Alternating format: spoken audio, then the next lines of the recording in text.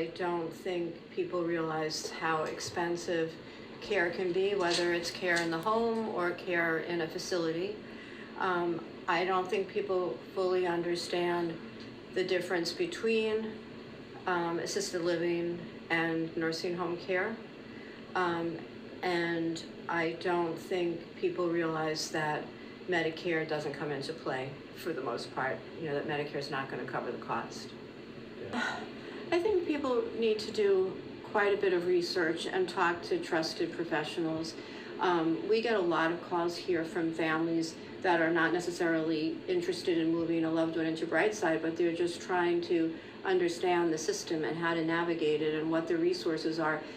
There are a lot of resources out there, not enough, and not enough that are affordable, but there are places like the Bergen County Division of Senior Services has a fantastic information and assistance program where you can get a lot of information at no cost, but you have to know to call them. We're facing a real crisis.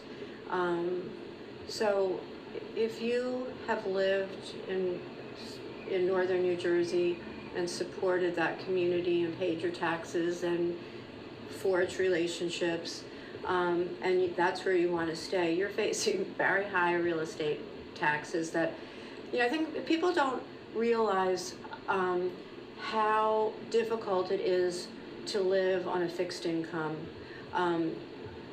People who are now in their 80s and 90s never expected to live this long.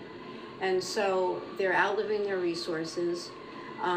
They are finding themselves unable to not wanting to maintain a home and all the expenses that go with it and real estate taxes, and yet their options are few and far between. Again, I just think we need to be way more thoughtful and creative and committed to taking care of people as they age and making sure that they can age with dignity and in comfort and security.